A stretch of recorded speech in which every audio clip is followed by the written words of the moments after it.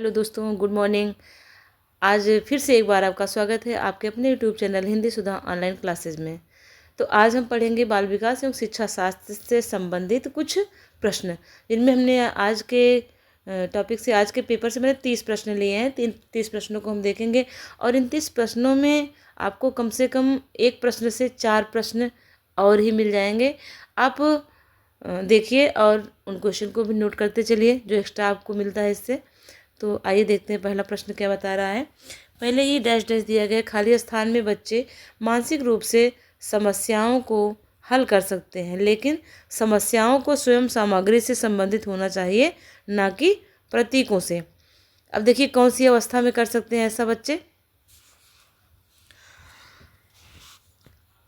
अमूर्त संक्रियात्मक अवस्था, संवेदी चालक अवस्था, मूर्त संक्रियात्मक अवस्था, पूर्व संक्रियात्मक अवस्था। तो क्या है पहले का, ये संवेदी चालक अवस्था है, इसका आंसर आपका हो जाएगा। पहले का ये दूसरा नहीं, पहले का ये दूसरा वाला मूर्त संक्रियात्मक अवस्था, आपका ये ऑप्शन मूर्त संक्रियात्मक अवस्था वाला ये सही हो जाएगा। क्योंकि देखिए इसके अंतर्गत क्या है, इसमें मूर्त संक्रियात्मक अवस्था में बच्चे मानसिक रूप से समस्याओं को हल कर सकते हैं, वह समस्याओं को हल करने में समर्थ होते हैं, लेकिन समस्याएं जो होती हैं वो स्वयं सामग्री से संबंधित होनी चाहिए, ना कि प्रतीकों से। अब देखिए मूर्त संक्रियात्मक अवस्था लगभग 7 से 11 वर्ष की होती है। ये अवस्था जो है 7 से 11 वर्ष की होती है, जो बाल विकास के उत्तर बाल्यावस्था चरण को संदर्भित करती है। अब इस चरण में बच्चों को जो है वस्तुओं को समूहों में और उपसर्गों में, उपसमूहों में वर्गीकृत कर सकते हैं, क्योंकि बच्चे 7 साल से 11 साल तक होते हैं और संख्या बोध और मात्रा के संरक्षण की क्षमता भी हासिल करते हैं। क्योंकि बच्चे 7 से 11 साल के होते हैं, इतने बड़े बच्चे पढ़ने लायक हो जाते हैं, ये सारी क्षमताएं उनके अंदर आ जाती हैं। अब देखिए ये मूर्त संक्रियात्मक अवस्था, ये कितने वर्ष की, 7 से 11 साल तक की अवस्था इसमें आ जाती है। तो आपका ये पहला प्रश्न कंप्लीट हुआ। दूसरा देखते हैं, लॉरेंस कोहलबर्ग के नैतिक विकास सिद्धांत का प्रथम स्तर पूर्व सिद्धिगत नैतिकता का स्तर की अवस्था है। अब क्या होता है, सार्वत्रिक नीतिपरक सिद्धांत उन्मुखता, साधनात्मक सापेक्षवादी उन्मुखता, सामाजिक अनुबंध उन्मुखता। इसमें से कौन सा है, उत्तम लड़का या लड़की बनने की उन्मुखता। अब कौन सा हो जाएगा इसका सही, इसका भी आपका ये साधनात्मक सापेक्षवादी उन्मुखता सही है। क्योंकि क्या होता है, साधनात्मक सापेक्षवादी उन्मुखीकरण पूर्व रूढ़िगत नैतिकता मतलब प्रथम स्तर की अवस्था है, जिसको जो है कोहलबर्ग ने नैतिक विकास के चरण में इस अवस्था का उल्लेख किया है। इसलिए इसका ऑप्शन नंबर 2 ये सही हो जाएगा, साधनात्मक सापेक्षवादी उन्मुखता। तीसरा क्वेश्चन देखते हैं, निम्नलिखित में से कौन सा कथन सामाजिक रचनात्मक दृष्टिकोण के अनुसार भाषा और विचार के बीच संबंध का सही वर्णन करता है। क्या करना, सामाजिक रचनात्मक दृष्टिकोण के अनुसार भाषा और विचार के बीच संबंध का सही वर्णन करता है। इसको देख लेते हैं। भाषा विचार निर्धारित करती है, भाषा विचार द्वारा शासित और निर्देशित होता है, भाषा और विचार के बीच संबंध द्विदिशात्मक होता है, भाषा और विचार स्वतंत्र संज्ञानात्मक क्षमताएं होती हैं। तो ऑप्शन नंबर इसका भी क्या, कौन सा सही हो जाएगा, ये तीसरा, भाषा और विचार के बीच संबंध द्विदिशात्मक होते हैं, यही ऑप्शन आपका सही हो जाएगा। क्योंकि देखिए सामाजिक रचनात्मक दृष्टिकोण के अनुसार जो भाषा ये है, विचार के मध्य द्विदिशात्मक संबंध होते हैं। जैसे भाषाओं के माध्यम से ही विचारों को अभिव्यक्त किया जा सकता है और साथ ही विचारों की अभिव्यक्ति के द्वारा भाषा को सीखा भी जा सकता है, इसलिए ये द्विदिशात्मक संबंध को दर्शाती हैं। अगला देखिए 4 नंबर क्वेश्चन, किसी बालक में आत्मरक्षा की उपलब्धि की आवश्यकता संबंधित है बाह्य प्रेरणा से, आंतरिक अभिप्रेरणा से, या फिर परिवार से या बालक के व्यवहार से।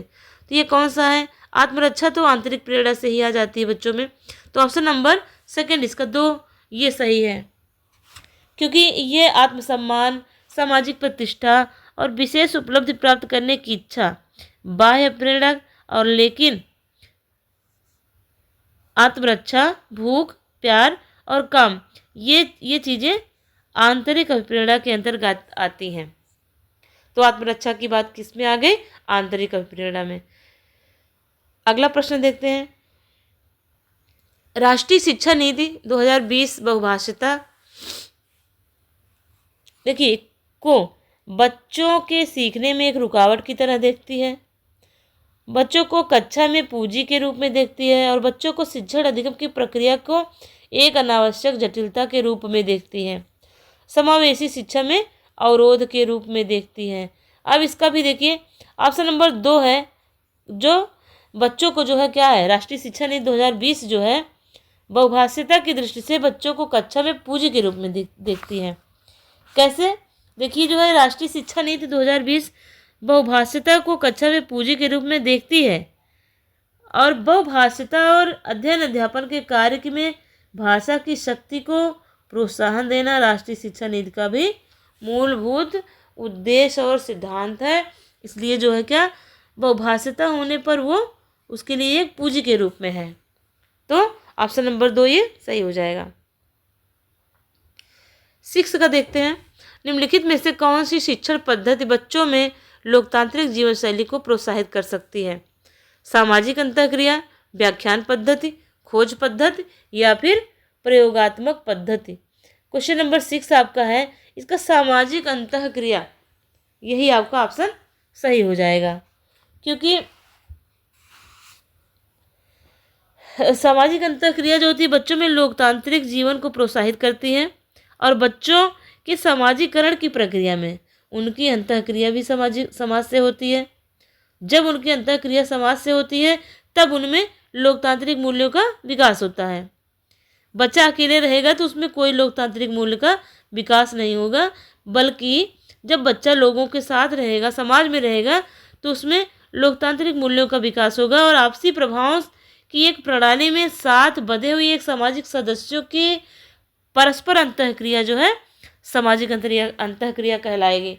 तो इस तरह से इसका ऑप्शन नंबर फर्स्ट सामाजिक अंतःक्रिया यही सही हो जाता है। अब देखिए, छात्र को क्या और कितना पढ़ाया जाए, इस बात का निर्णय अध्यापक करता है। यह शिक्षा के किस सिद्धांत के अंतर्गत आता है? देखिए, उद्देश्य का सिद्धांत, चयन का सिद्धांत, नियोजन का सिद्धांत या रुचि का सिद्धांत? कौन सा सिद्धांत है? यह जो है ऑप्शन नंबर 2 आपका चयन का सिद्धांत इसके अंतर्गत आता है। और चयन के सिद्धांत के अनुसार क्या दिया गया है कि शिक्षण प्रक्रिया के अंतर्गत पाठ्यक्रम में क्या पढ़ाया जाए और उसे पढ़ने की तकनीक क्या है, और यह निर्णय करने की क्षमता किसमें होती है? केवल अध्यापक में होती है। तो इसलिए इसमें सेकंड ऑप्शन आपका चयन का सिद्धांत ये सही हो जाएगा। आपके विचार में चिंतन शक्ति विकसित करने का क्या उपाय है? अब इसका देख लेते हैं कौन सा सही हो जाता है। छात्रों को समस्या समाधान विधि से पढ़ाया जाए, छात्रों को खोज एवं ब्रेन स्टॉर्मिंग विधि से पढ़ाया जाए, छात्रों में स्वाध्ययन की आदत का विकास किया जाए या उपरोक्त सभी? तो इसमें सबसे सटीक आंसर आपका हो जाएगा ऑप्शन नंबर फर्स्ट, छात्रों को समस्या समाधान विधि से पढ़ाया जाए। जैसे किसी भी समस्या का समाधान निकालने के लिए हमको चिंतन करना जरूरी हो जाता है, चिंतन निर्देशित एवं केंद्रित हो जाता है, क्योंकि चिंतन करने के बाद ही किसी समस्या का समाधान मिल सकता है। और उपयुक्त निर्णय तक पहुंचने के लिए हम सभी क्या करते हैं? संसाधनों। अब संसाधन कौन सा इसमें रहेगा? आपका मन को ये संसाधन और बाह्य मतलब दूसरों की सहायता का समर्थन, अपना मन और दूसरों की सहायता के द्वारा समर्थन, दोनों की ही जरूरत पड़ती है, दोनों का उपयोग किया जाता है। यह पद्धति जो होती है चिंतन शक्ति विकसित करने में सहायक होती है। तो समस्या समाधान विधि से पढ़ाने पर क्या होगा? चिंतन शक्ति को विकसित करने में ये सहायक होती है। अगला क्वेश्चन देखिए, राष्ट्रीय शैक्षिक सर्वेक्षण के अनुसार बच्चों के विद्यालय छोड़ने का क्या कारण है? कौन कौन से कारण हैं? बच्चे जो है विद्यालय की पाठचर्या को नीरस पाते हैं, बच्चे स्वयं कार्य करना चाहते हैं, बच्चे की इच्छा अनुसार पाठ्यक्रम नहीं है, उपरोक्त में से कोई नहीं।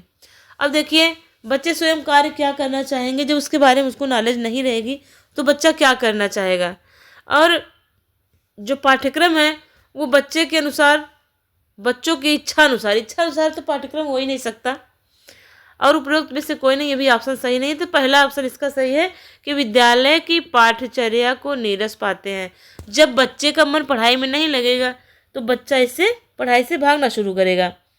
तो क्या होता है कि यह रुचि के सिद्धांत के अनुसार जो बच्चा जो है, जिस कार्य में रुचि उनकी नहीं होती है उसे वह बेहतर ढंग से नहीं करते हैं, और रुचि न होने पर वह कार्य को मन लगाकर बिल्कुल नहीं करेंगे। इसलिए जो है रुचि का सिद्धांत इस पर लागू होता है, और ये बच्चों को विद्यालय छोड़ने का मूल कारण है कि उसकी पाठ्यचर्या को नीरस पाते हैं, उसमें उनकी रुचि नहीं होती है।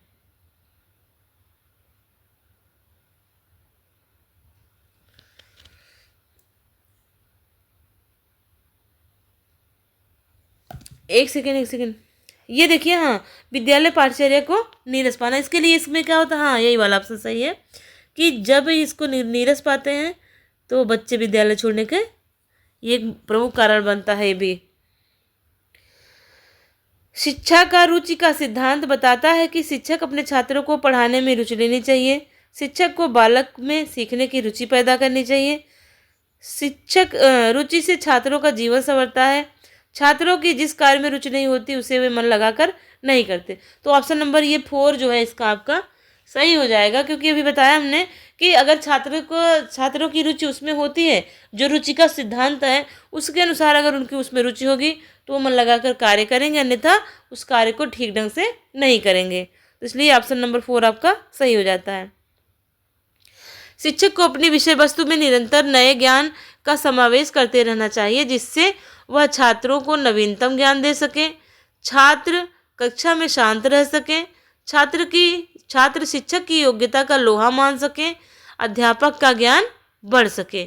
अब इसका जो है आपका ऑप्शन नंबर फर्स्ट ही सही हो जा रहा है, वह छात्रों को नवीनतम ज्ञान दे सके, छात्रों को नवीनतम ज्ञान दे सके, क्योंकि नई नई जानकारियाँ अपने टीचर्स के द्वारा पाना बच्चे की इच्छा होती है, और उसमें बच्चों को जो नवीनतम ज्ञान मिलता है उसमें वर्तमान घटनाओं से भी परिचित कराया जाना चाहिए।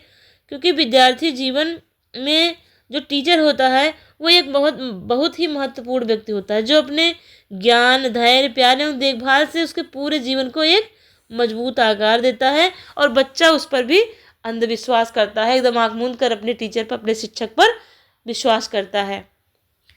तो इसलिए क्या करना चाहिए, उनको नए नए ज्ञान का समावेश करते रहना चाहिए और अपने बच्चों को देना चाहिए।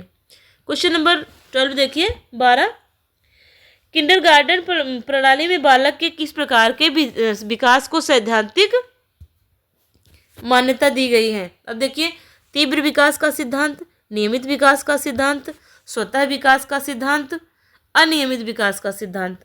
कौन सा ऑप्शन आपका सही हो जाएगा? इसमें आपका थर्ड ऑप्शन, स्वतः विकास का सिद्धांत, क्योंकि किंडरगार्टन का अर्थ है बच्चों के लिए बाग। किंडरगार्टन शब्द का अर्थ है बच्चों के लिए बाग।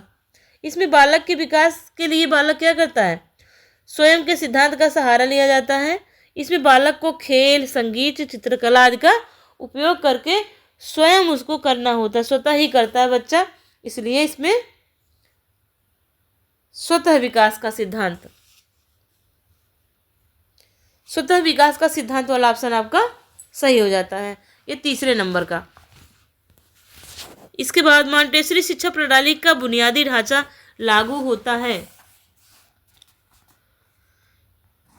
ये है -2.56 आयु के वर्ग के बच्चों की शिक्षा पर, या फिर 4 से 8 आयु के वर्ग के बालकों की शिक्षा पर, 10 वर्ष के बड़े बालकों पर, या उपरोक्त सभी पर।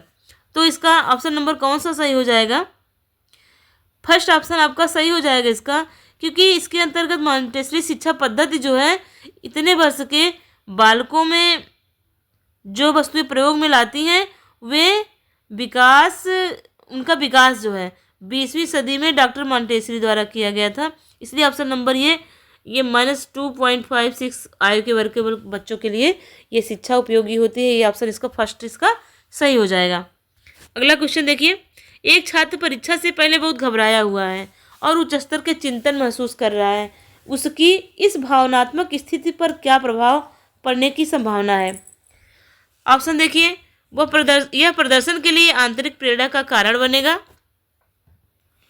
इसका परीक्षा में उसके प्रदर्शन पर कोई प्रभाव नहीं पड़ेगा। इसकी वजह से परीक्षा में उसके प्रदर्शन में सुधार आएगा। यह परीक्षा में उसके प्रदर्शन को नकारात्मक रूप करेगा। अब देखिए ऑप्शन नंबर इसका कौन सा सही हो जाएगा। ये आपका इसमें ये 4, यह परीक्षा में उसके प्रदर्शन को नकारात्मक रूप करेगा। कैसे करेगा कि अगर एक बच्चा जो है अगर परीक्षा के टाइम पे घबराया हुआ होता है और उच्च स्तर की चिंता करता है बच्चा, तो उसकी मनोदशा ऐसी स्थिति में क्या होती है? अस्थिर होती है। इसी भावनात्मक स्थिति उसकी जो है परीक्षा के दौरान पड़ने वाला प्रभाव जो है अधिक जो है नकारात्मक हो जाएगा और छात्र जो है नकारात्मक दृष्टि के प्रभाव से परीक्षा में उचित प्रदर्शन नहीं कर सकता, क्योंकि जो चिंता है, चिंता के कारण उसमें उसके परीक्षा में भी उसमें नकारात्मक प्रभाव ही पड़ेंगे। तो ये ऑप्शन नंबर 4 इसका सही हो जाता है। क्वेश्चन नंबर 15 देखिए, बच्चों के शारीरिक विकास में केवल मात्रात्मक परिवर्तन होते हैं, गुणात्मक होते हैं। सटीकता से विकासात्मक प्रतिमानों की तुलना करके भविष्यवाणी की जा सकती है। एक व्यवस्थित और अनुक्रमिक तरीके से होता है, लेकिन अलग अलग बच्चों के विकास की गति अलग अलग होती है। अब देखिए इसका जो है कौन सा ऑप्शन सही है? इसका ऑप्शन नंबर 4, एक व्यवस्थित अनुक्रमिक तरीके से होता है, लेकिन अलग अलग बच्चों के विकास की गति अलग अलग होती है। सभी बच्चों का विकास, शारीरिक विकास एक तरह से नहीं होता है, व्यवस्थित और अनुक्रमित तरीके से होता है, लेकिन क्या होता है? सभी बच्चों का विकास अलग अलग होता है और 2 दिशाओं में होता है इनका विकास। बच्चों का बाल विकास 2 दिशाओं में होता है, एक और सिर से पैर की दिशा में और दूसरा निकट से दूर की दिशा तक होता है। अगला देखिए क्वेश्चन, निबंधात्मक प्रश्नों के स्थान पर वस्तुनिष्ठ प्रश्न विद्यालय में पूछे जाते हैं। अब निबंधात्मक प्रश्न के द्वारा किसी बालक की किसी विषय के संबंध में व्यापक ज्ञान की परख की जाती है, लेकिन इस विधि के द्वारा परीक्षा में ज़्यादा प्रश्नों के उत्तर नहीं जाने जा सकते, क्योंकि बच्चा जो है क्लास में अगर पूछा जा रहा है उससे तो वो निबंधात्मक प्रश्न नहीं बता सकता, लेकिन वो छोटे प्रश्न वस्तुनिष्ठ प्रश्नों के उत्तर दे सकता है। और उन वस्तुनिष्ठ प्रश्नों के द्वारा हम ज़्यादा से ज़्यादा प्रश्नों के उत्तर जान सकते हैं। इसलिए इसको क्या किया जाता है कि निबंधात्मक प्रश्न न पूछ करके ज़्यादा से ज़्यादा वस्तुनिष्ठ प्रश्न ही पूछे जाते हैं। तो ऑप्शन नंबर इसका जो है 16 का ये 3, ज़्यादा से ज़्यादा प्रश्नों का उत्तर जानने के लिए तीसरा वाला सही हो जाएगा। 17 देखिए, निम्नलिखित में कौन सा विकल्प दी गई दिव्यांगताओं संबंधित छात्रों के समावेशन हेतु यथोचित संयोजन रणनीति का सही युग्म है? इसका देखिए 17 का गुणज वैकल्य, कैलकुलेटर को इस्तेमाल पर रोक, पठन वैकल्य, लिखने के लिए लंबे लंबे निबंध देना, दृश्य हानि, पाठ को पढ़ने के लिए सॉफ्टवेयर प्रदान करना, स्वालीनता, दृश्य अधिभार को बढ़ाना। अब इसका 17 का क्या होता है कि इसमें जो दिव्यांगता और संबंधित छात्रों के समावेशन हेतु यथा उचित ढंग से संयोजन रणनीति का सही युग्म बनेगा दृश्य हानि, पाठ को पढ़ने के लिए सॉफ्टवेयर प्रदान करना है। ऑप्शन नंबर 3 इसका सही हो जाएगा। देखते हैं अगला,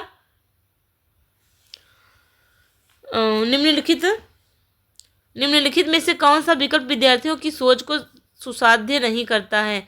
सक्रिय भागीदारी, सार्थक गतिविधियां, निष्क्रिय सुनना, सामाजिक भागीदारी। इसमें देखिए ऑप्शन नंबर 3 इसका सही है।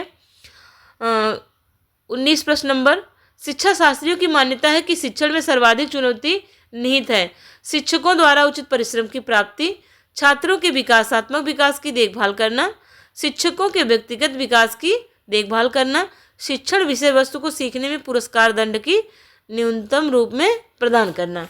अब देखिए इसका जो है ऑप्शन नंबर 2 आपका छात्रों के विकासात्मक विकास की देखभाल करना।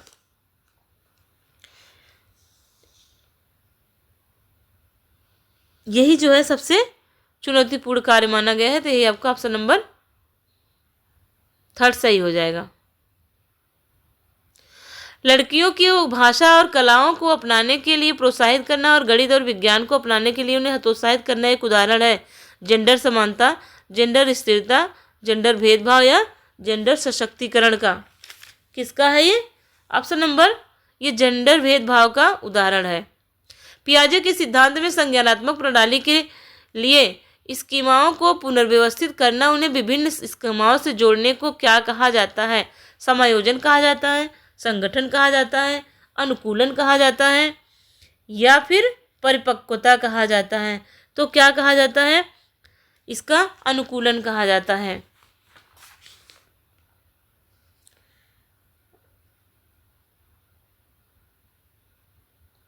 इसके बाद आपका आता है अगला क्वेश्चन 22। निम्नलिखित में से कौन सी प्रथा शिक्षा में समावेशन को बढ़ावा देती है? छात्रों को शारीरिक दंड, प्रतियोगी परीक्षाओं के लिए सीखना, विविधता का सम्मान, मानकीकृत पाठ्यक्रम। कौन सी प्रथा शिक्षा में समावेशन को बढ़ावा देती है? अब विविध का सम्मान, ये ऑप्शन नंबर 3 जो है नीचे दिया गया है, ये सही है। विविध का सम्मान प्रथा जो है, इससे बच्चों का समावेशन में बढ़ावा दिया जाता है।